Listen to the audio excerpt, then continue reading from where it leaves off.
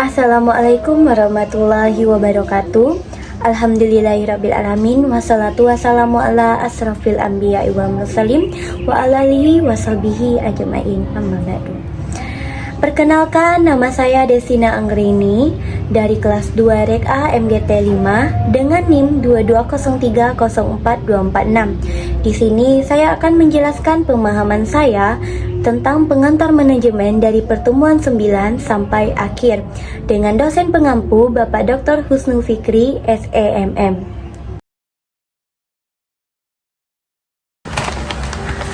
Actuating. Apa itu actuating? Actuating adalah kegiatan untuk menggerakkan orang-orang agar bekerja sesuai dengan tugasnya masing-masing untuk mencapai tujuan yang telah ditetapkan. Nah, fungsi actuating dalam organisasi lebih menekankan pada kegiatan yang berhubungan langsung dengan berpedoman pada perencanaan atau planning dan usaha pengorganisasian. Fungsi actuating dalam organisasi lebih menekankan pada kegiatan yang berhubungan langsung dengan orang-orang di dalamnya. Nah, fungsi dari pelaksanaan actuating adalah sebagai berikut. Asal sumber dari James Thorne 1993.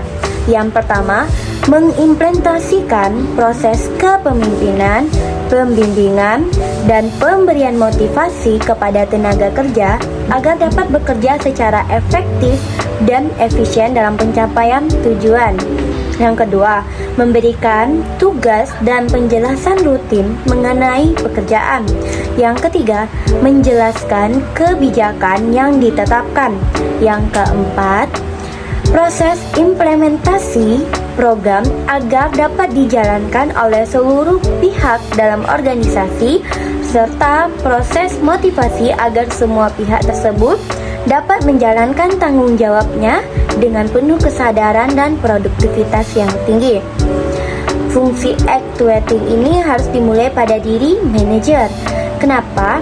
Karena dalam di manajer yang berhasil menggerakkan karyawannya agar bekerja lebih produktif harus memahami dan menerapkan ilmu psikologi, ilmu komunikasi, kepemimpinan, dan sosiologi.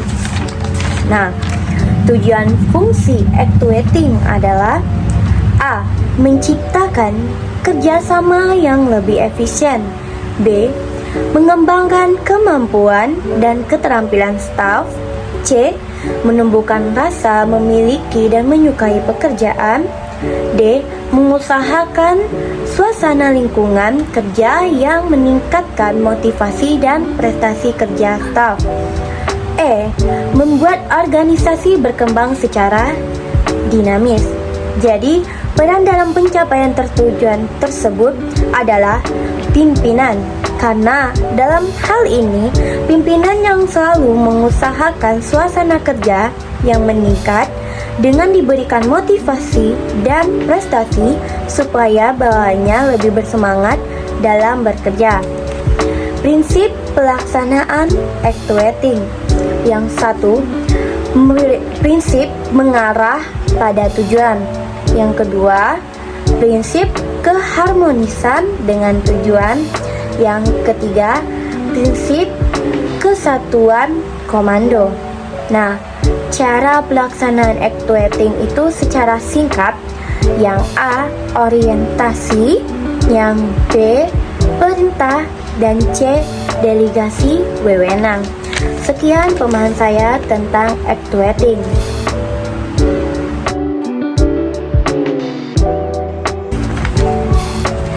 Pertemuan selanjutnya tentang pengawasan.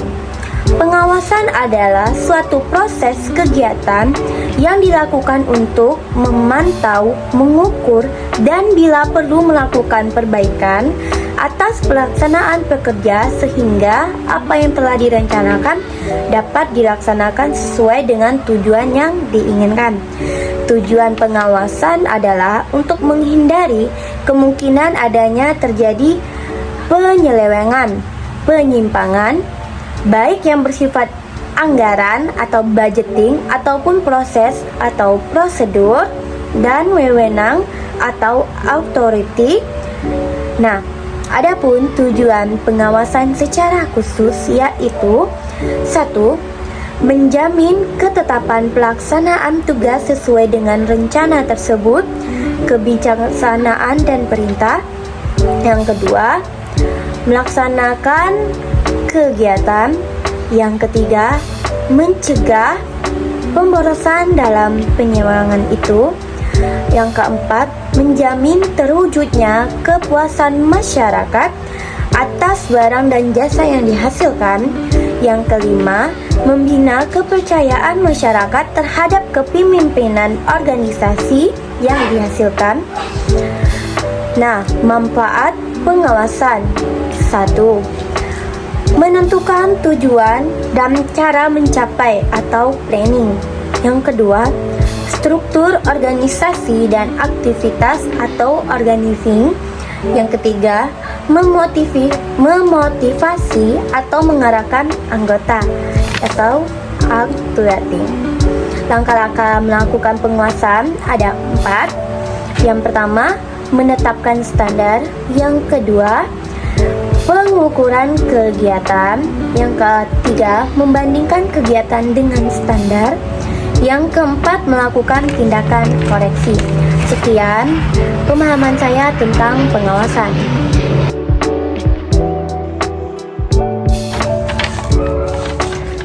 Pertemuan selanjutnya ialah konflik. Sebelum kita membahas konflik, kita akan membahas organisasi.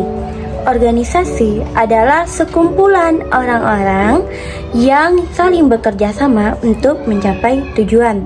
Nah, diperlukan 4, yaitu pertama, planning, yang kedua, organizing, yang ketiga, actuating, dan yang keempat, controlling. Nah, dinamika konflik atau conflict adalah yaitu saling memukul. Saling memukul ini apa sih? Seperti ada masalah, selisih, pertentangan, ujian, beda pendapat, dan argumen. Konflik adalah suatu peristiwa yang terjadi, yaitu perselisihan, pertentangan, perkelahian di antara siapa saja yang disebabkan oleh berbagai faktor. Untuk itu, konflik harus diselesaikan antara individu dengan individu, individu dengan kelompok, kelompok dengan organisasi. Menurut Smith, Mazzarella, dan Piaget, masalahnya itu ada 1. Masalah komunikasi. Yang kedua, struktur organisasi. Yang ketiga, faktor manusia. Nah, dampak terjadinya konflik yang secara positif ada pertama, solidaritas. Yang kedua, norma baru. Yang ketiga, penyelesaian norma. Dan yang keempat, pengalaman. Nah, kalau dampak negatifnya adalah retak hubungan pertama, yang kedua kerusakan harta benda, dan yang ketiga komunikasi, dan yang keempat berburuk sangka. Sekian pemahaman saya tentang konflik.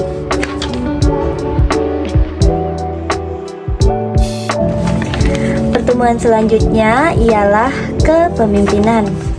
Kepemimpinan atau leadership adalah orang yang ditugaskan atau diamanatkan untuk memimpin orang lain. Nah, kepemimpinan beda dengan pimpinan. Pimpinan adalah sekumpulan pemimpin. Nah, kepemimpinan adalah seseorang yang mampu memberikan pengaruh kepada bawahannya untuk membantu perusahaan dalam mencapai tujuan perusahaan. Nah, kepemimpinan adalah orang yang mampu mempengaruhi orang lain. Pimpinan yang harus mampu adalah A. Delegating. Apa itu delegating? Delegating adalah memberikan tugas. Yang B. Selling. Apa itu selling? Selling memberikan ide-ide kepada bawahan. Yang C. Partisipasi. Partisipasi yaitu ikut terlibat. Pimpinan yang baik adalah pimpinan yang ikut terlibat atas kerja karyawannya. Nah, yang D, telling. Telling adalah menginformasikan dan menerima kritik serta saran. Nah, pemimpin adalah seseorang yang memiliki kemampuan di atas tadi. Nah, elemen kunci kepemimpinan, apa aja sih yang harus dimiliki oleh kepemimpinan? Yang pertama, pengikut.